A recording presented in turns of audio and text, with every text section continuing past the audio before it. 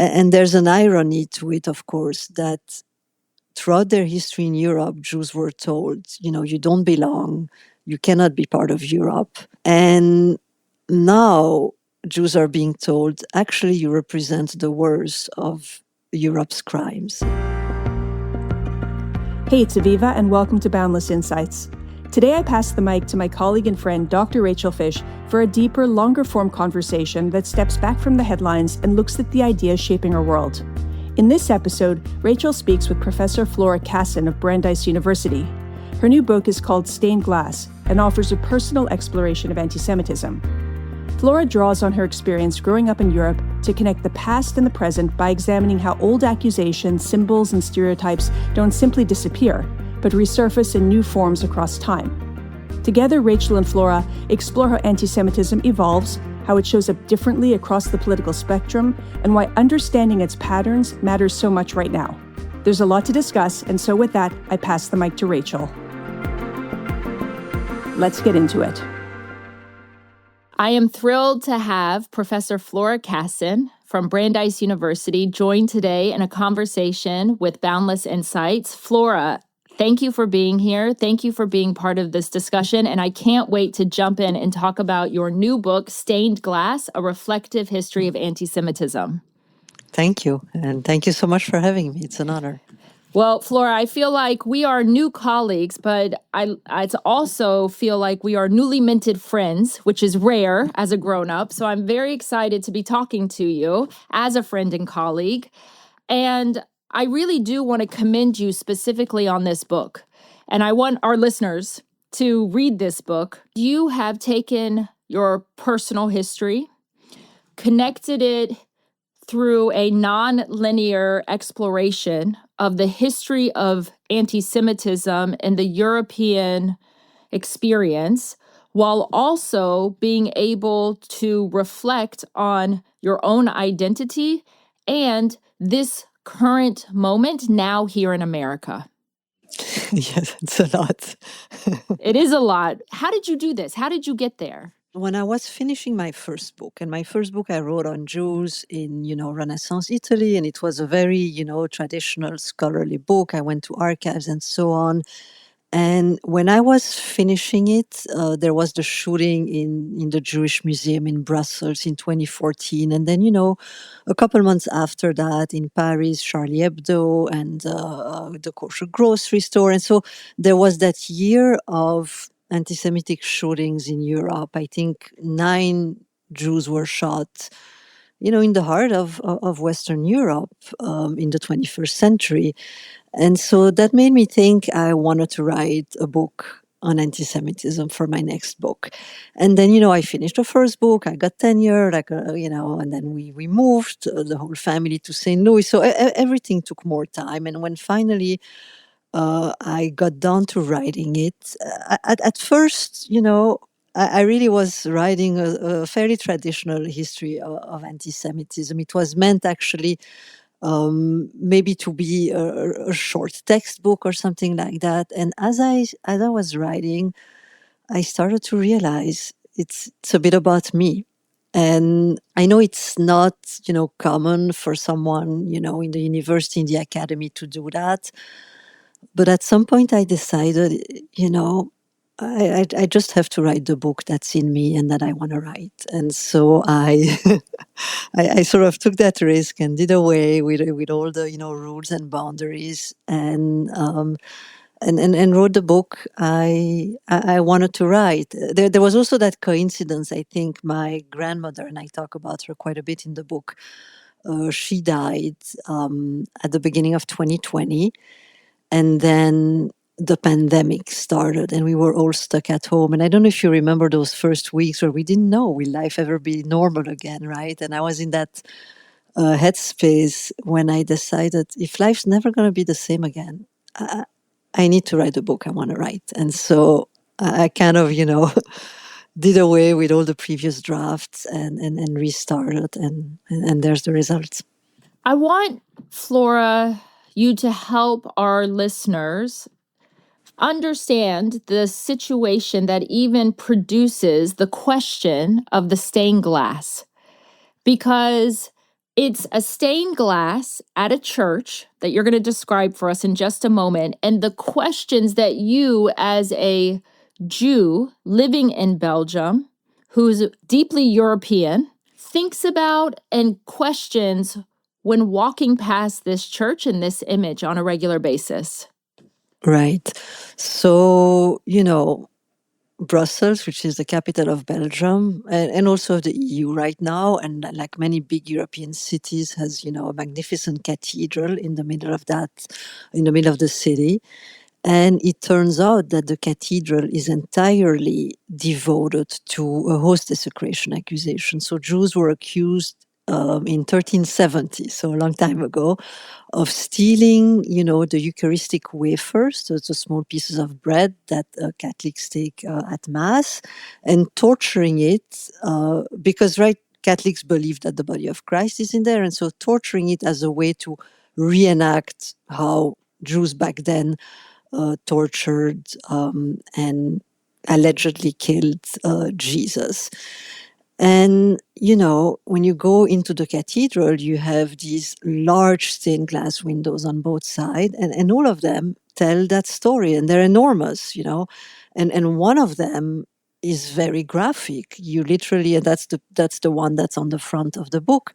You literally have a group of Jews there with daggers, and they're torturing these small white wafers, and you see blood flowing from them.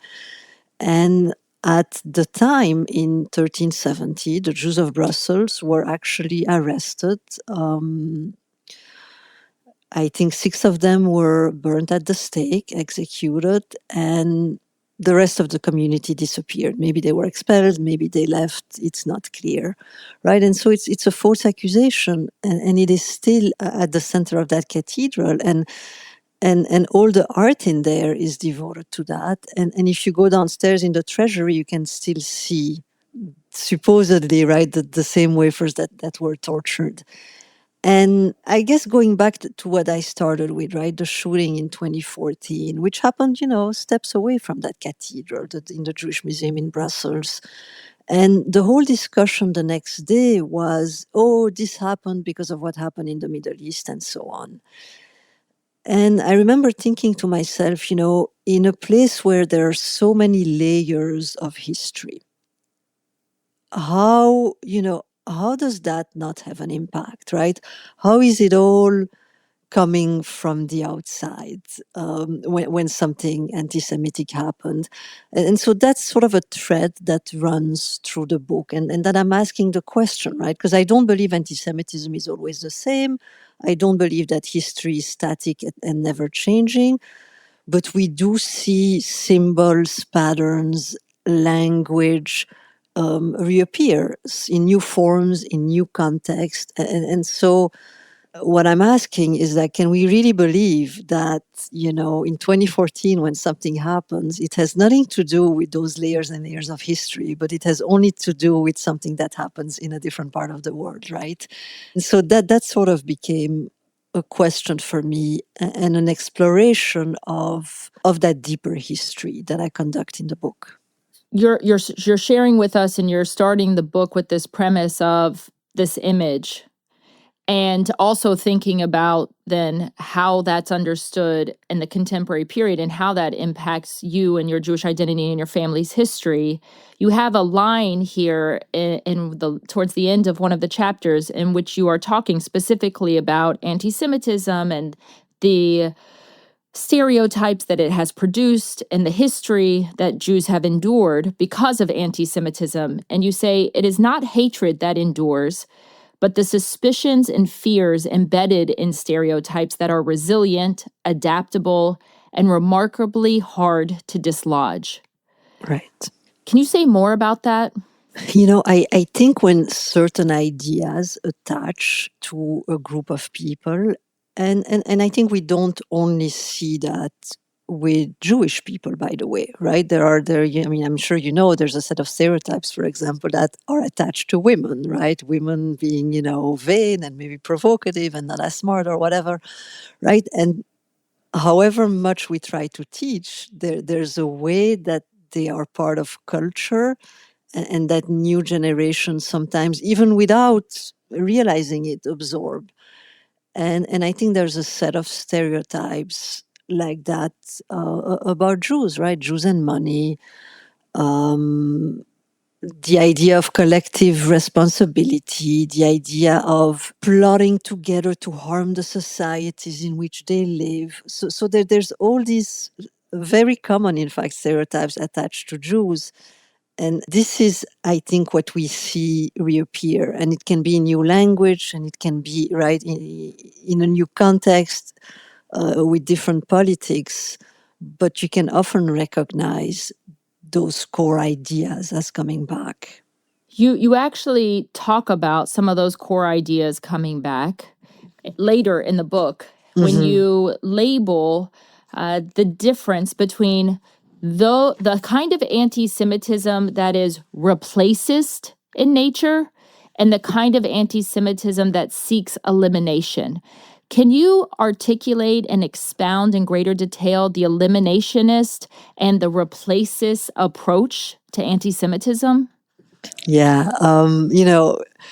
the debates about anti-Semitism and how to explain and how to define it are so complicated. And so what I've tried to do in the book is approach the topic from a more descriptive perspective. And instead of saying, this is anti-Semitism or this is not anti-Semitism or what is the perfect definition, I try to listen for what people are saying, and it seemed to me that we could distinguish two broad approaches that more or less map onto the left-right political divide. And so on the right there's a group that I called replacist, and they've adopted a theory that's actually called the Great Replacement theory.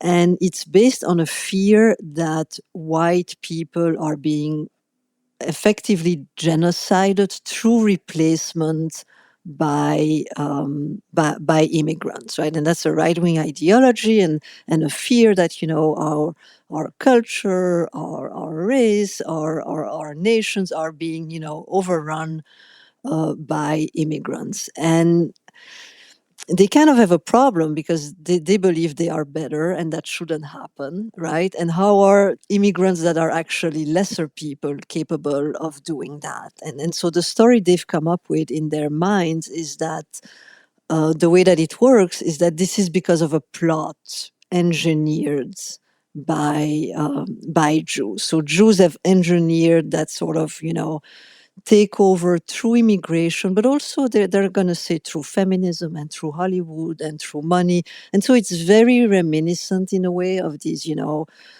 19th century conspiracy theories, the Protocols of the Elders of Zion. It's reminiscent of Nazi theories as well.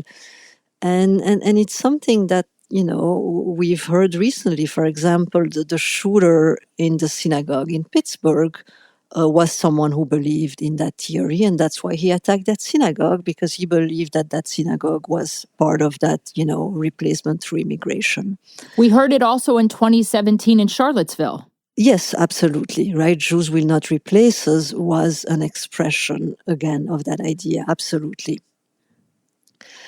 And what's interesting is that they don't think it's a problem to be anti-Semitic. They'll say it because, right, they think, they're going to save the world by being anti-Semitic. On the other side, they will reject, right, any notion that they are anti-Semitic. They will say, we are anti-Zionist, we're critiquing the state of Israel. And here I want to be precise, right, because critiquing the state of Israel is not a problem. Any state can be criticized. It's not anti-Semitic. And even, if you critique the state harshly, I don't think that's anti-Semitic. And anti-Zionism in a way has a number, I think, of different definitions, right? If you start talking to people, they will tell you, oh, for me, anti-Zionism means this, or for me, anti-Zionism means that. And so that's why in the book, I try to choose a different term that allows for more precision. and for a more narrower, definition here that focuses on people who argue that the state of Israel itself should, be destroyed or disappear. And this, I think, is just different. I think another scholar, Alex Karp, wrote an article in which he said it should be called anti-Israelism, right? Because anti-Zionism, look, we can have a debate about whether there should be a Jewish state or not, whether, should there be religious states or should there only be national states, right? This is all an intellectual debate that we can have.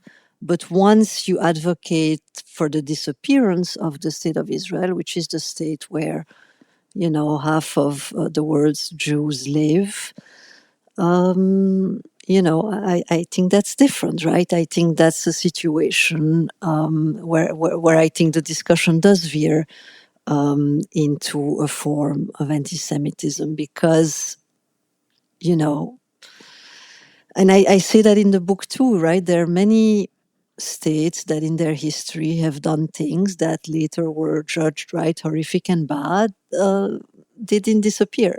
Maybe their borders were redrawn. Maybe their leaders were, put on trial. And, maybe that's what will happen with Israel too.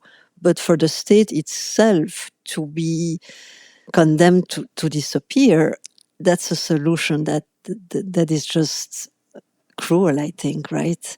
Absolutely. I want to pick up on this thread because, again, it ties into what you did in your writing here, but it is also quite actually a complex phenomena that I would like to have you peel back a bit, because I don't think all of our listeners have been exposed to the idea of the way in which the conception in Christianity of the original sin and that idea of being born in sin can be transposed onto the conversation of Israel. And you do a really nice job in talking about that transferring of Christian guilt. But here, it's not coming from a right positioned ideology, but rather from this eliminationist ideology that you are mentioning.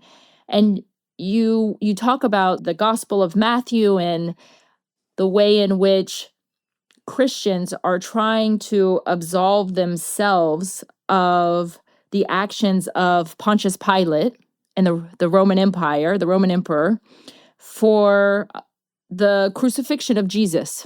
Can you share with our listeners this equation that you're articulating and forming and how that relates to Israel? Yeah, it's a complicated question, and I appreciate that you're asking it, and I again want to be clear that this is not an anti-Christian argument that that I'm making in the book. It's really a cultural one, and it came from realizing in the debate, especially after October 7, how many sort of Christian symbols seemed to reappear, right? How quickly, for example, we started seeing slogans that write Jesus is Palestinians, or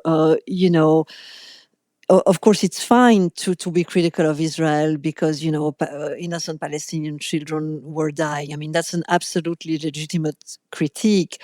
But when that critique became sort of generalized, and time after time, I saw that image, for example, of Mary and a child to portray that. That critique, right? It seemed to me that something else was happening. That was a kind of deep cultural transfer. And, coming from Europe, which is a continent that I think, is reckoning today or has to reckon today with two, enormous historical events, right? The Holocaust and colonialism. That discourse that portrays the entire history of Israel and Zionism, only colonial history. And this isn't to say that colonialism does not have a part in this story. It does. But when everything else is erased and that becomes the only story, it seemed to me there was almost something as if there was kind of a wish, right? If we can put it all on them, that sort of colonial guilt, then maybe finally we can be absolved of it. And I mean, it's a kind of psychologizing explanation, but the imagery that kept appearing, and interestingly, in secular environments. And that's why I'm saying, I want to be careful that this isn't an anti-religious argument. It's about the strength of culture and ideas that are just very deeply embedded in certain cultures. But, the protests that were, happening in universities, in progressive movements, in movements that not necessarily define themselves through religion, that sort of Christian imagery seemed to speak to them very strongly. And I found that, I found that very interesting. And there's an irony to it, of course, that throughout their history in Europe, Jews were told, you don't belong, you cannot be part of Europe. And now Jews are being told, actually, you represent the worst of Europe's crimes, right? And there's an irony there that now you belong, now that we can put the worst of our crimes on you, uh, that works. And again, this isn't to say that, no, you can't criticize the war in Gaza, or that I'm not myself critical of it. I am. But I thought that language and that imagery were doing something different. In terms of the way in which we study these subjects, and I'm thinking here earlier in the text, you write about this, but I also think it's an important conversation to have in terms of the academy, higher ed, Jewish studies writ large, and how we study history and history of Jews. Mm-hmm. You talk about the lachrymose and the non-lachrymose, the anti-lachrymose approach to studying Jewish history. And we know Professor Salo Baron really articulated fully the value of not only approaching Jewish history through this lachrymose lens. But I would love for you to articulate again and share how there was such a push to not engage with the lachrymose, what then that does when one actually needs to uncover some of the harsh realities within Jewish history. Yeah, no, absolutely. It's a great question. And you know what it is? I think we all write as scholars, but I think also as humans, we understand the world in frameworks, right? There are frameworks that we adopt and that help us make sense of the world. And I think sometimes those frameworks maybe block a part of reality. And I think, right, the non-lachrymose framework was actually very important. And by the way, for me too, right? Because it helped me see when I started studying history for my PhD, Jewish history, that, if you only focus on the persecution, there's so much you miss, right? The Jews' resilience, their creativity, their resourcefulness, how they dealt with situations, what they wrote, what they built, and that's extremely important, right? And if we only focus on those episodes where they were, persecuted, we miss that. But I think there was a rejection of even engaging with that lachrymose side, that then made it very difficult for people to understand what is happening right now. Is it connected to the past, or is it something brand new? Is it a return of anti-Semitism, right? And people are still arguing about that. How do we understand that it's something that's recurring, but we also don't want to be lachrymose and think that's all there is? And so what is a framework that can capture that nuance? And I think, we haven't quite found it, right? I'm trying to navigate that in the book, and that's why I talk a lot about recognizing patterns, being like, of course the context is different, and Jewish communities were resilient, but right, there are sometimes things that we can recognize. I make a similar point, maybe towards the end of the book, about the Holocaust, whether that is actually the right comparison for what we have, right? For what's going on right now, because, we all know the history of the Holocaust so well, and naturally, because it happened fairly recently, it's still within living memory. It was extremely traumatic. We have the Holocaust museums, the movies, and so on. And not only Jewish people know the history of the Holocaust very well. I think the history of fascism, right? Today, people keep trying to explain what's going on today in terms of, right, the 1930s. So somehow that period has left an enormous imprint on our minds. But I wonder if sometimes it doesn't block us from actually understanding what's going on, right? Because we want to put it in that framework. And I'm pointing out in the book, some things actually look more like what happened before, right? That's right. And having that sort of maybe broader view and maybe loosening those frameworks can help us understand things better. You're right to point to that humans are desperately seeking to be able to say, we're living in fill in the blank. Right. Because that way you can point to what happened historically in a way that's almost like raising the red flag and the warning to try to alert people to what could be on the horizon. Right. And I think it's a very human nature to want to do that.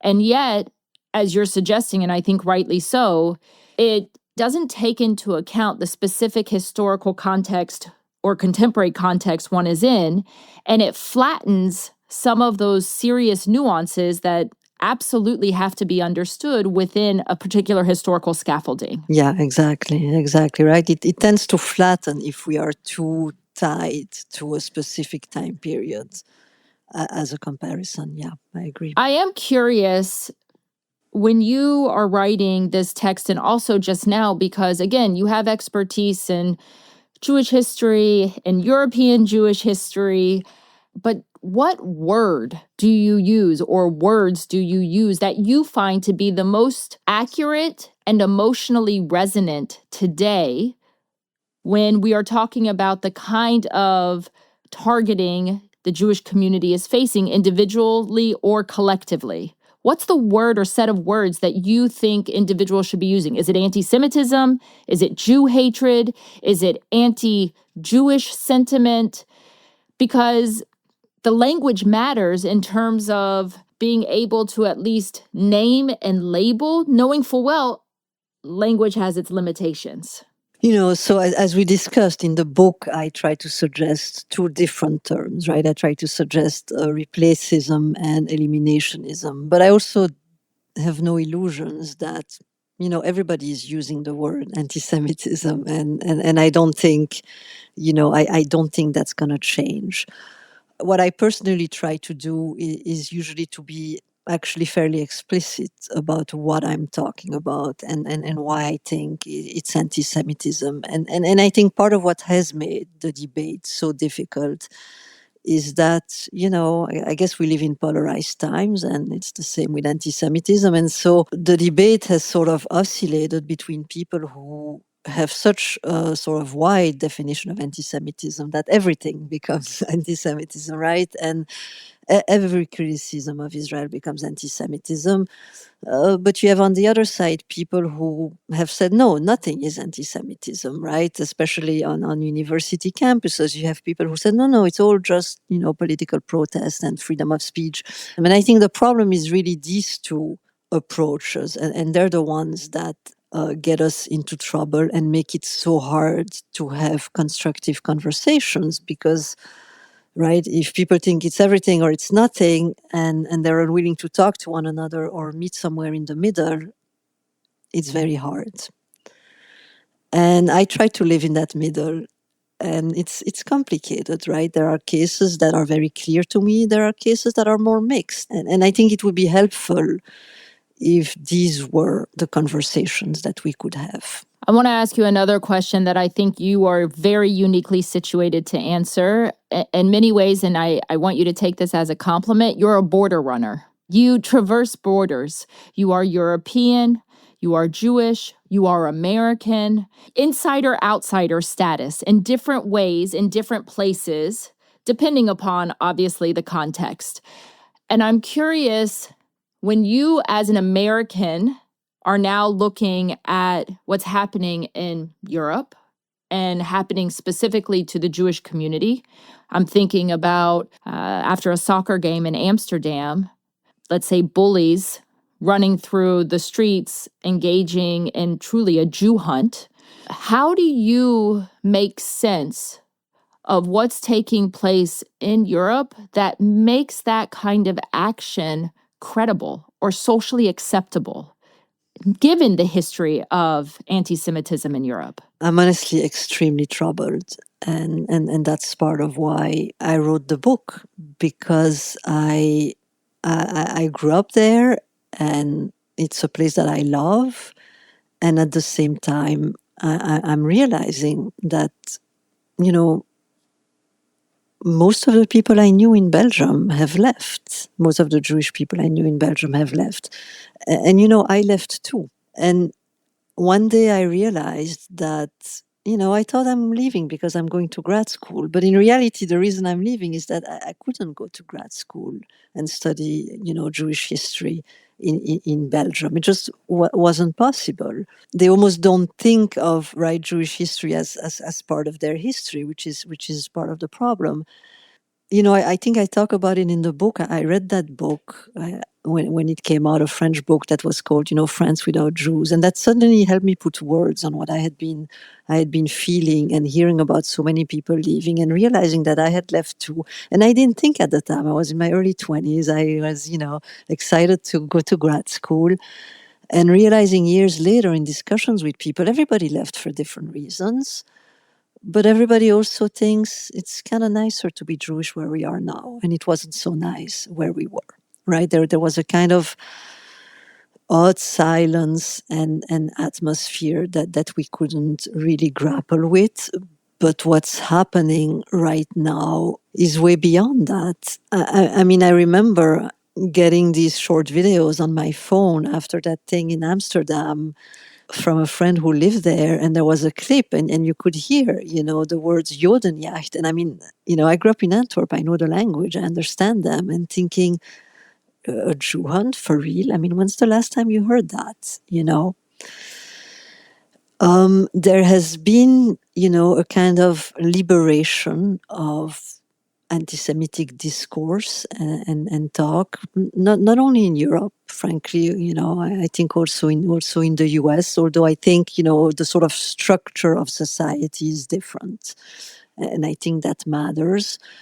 But I think, you know, sometimes we think we need laws, we think we need, you know, better DEI officers. And in reality, we need forms of social control. And when, you know, the sort of rules and social rules that help different people live together in the same society start, you know, to fritter away, I think that's what we see. And in some ways, I think it's difficult for law to resolve that, right? There needs to be kind of a society that says, the same way you teach your children to say please and thank you, you also teach your children not to insult other people, you also teach your children, right? And I think that is somehow not happening. And again, I don't think it's only with Jews that it's not happening. It's been, you know, a broader phenomenon. But, you know, being Jewish, I'm more sensitive to that, and that's what I wrote about. Absolutely. I mean, I keep thinking about what does it mean when you have a liberal democratic society, lowercase l, and you have individuals who no longer accept the premise of what that contract was meant to be between citizens and state, right, or citizens and liberal democracy. And the way that then fractures behavior, societal norms, the way it challenges legal frameworks, and it raises the question of what then is either put in place or developed in order to reformulate, reshape, repair, and or perhaps in some cases completely reconstitute. I don't know if we have good answers for that, but what I do know is that you, as someone who has lived it and seen it, has a window into that world, which is then why I can ask you the question, which you started to allude to and engage in, as an American who is now coming from that background, but seeing the way in which, I'm going to use the term Jew hatred, is playing out across the ideological spectrum, the replaceists and the eliminationists. Right. What are the warnings that we need to be heeding in this moment in order to not become a Europe? So that my children, your children, don't say, well, we too had to leave. So that's the hardest question to ask a historian, right? Because I know a lot about the past, and I'm really not very good at guessing the future, right? In fact, I remember after the shooting, and you know what I was telling you earlier on in 2014, thinking to myself,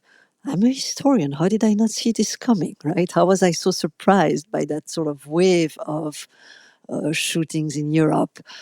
So I don't know, you know, what the warnings are. But ever since I moved here, I've been very impressed with the American Jewish community and with the way that American Jews have of, you know, whatever happens, they continue to show up. They continue to go and explain their case, right? My experience in Europe was one of shrinking. We shrank into ourselves, we left. And of course, you know, maybe because of the history, that's all you could do. There wasn't, right, another possibility anymore at that point. But what I'm seeing, and I'm even seeing it now, right? People continue to try new ideas. I mean, look, Rachel, your initiative is remarkable, right? You're talking to higher ed administrators, you're talking to teachers, you're talking to clergy, you're organizing these trainings.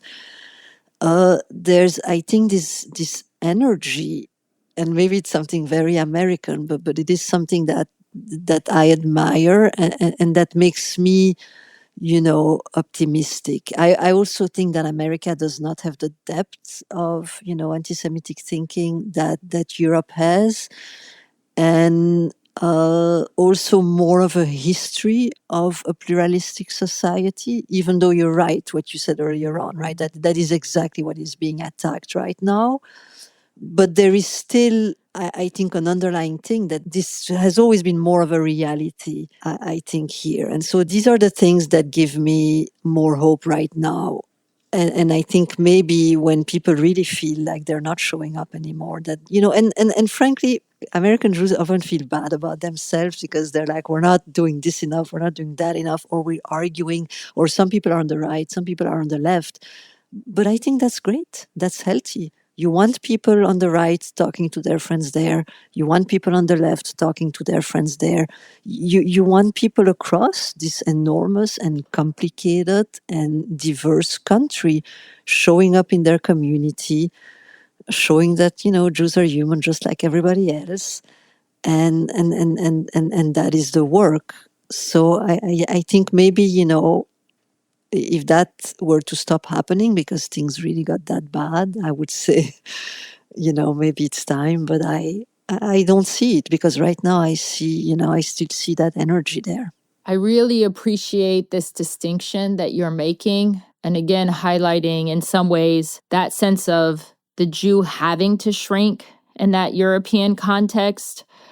And you even had mentioned it somewhere in the text that you wrote about, as Belgium Jews, as you start to see the rise of Nazism and the Germans come into the territory, you see that the Belgium Jewish community recognizes they're no longer truly accepted as Belgium and definitely can't identify with their Jewishness. Is that fair to say in that way?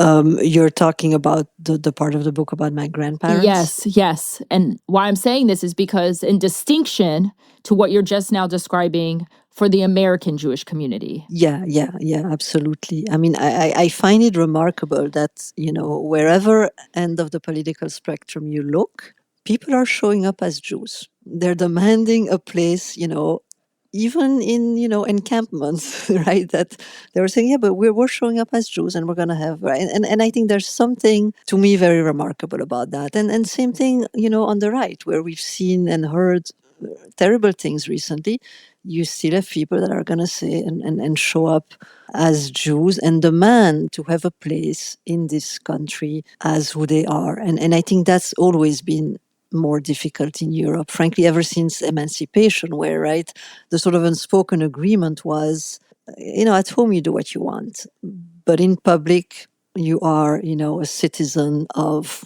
the Belgian Kingdom, the French Republic, and so on and so forth.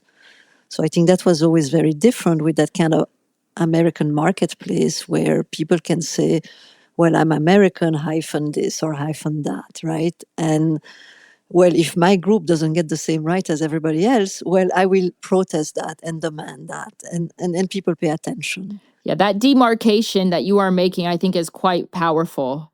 And the way in which, in the European context, the private is private. And that Jewish identity, that religious identity, whatever it may be, is inside the home, not in the public square. Right. And the cacophony that you're describing amongst the American Jewish community remains very vibrant, even in this very tumultuous time.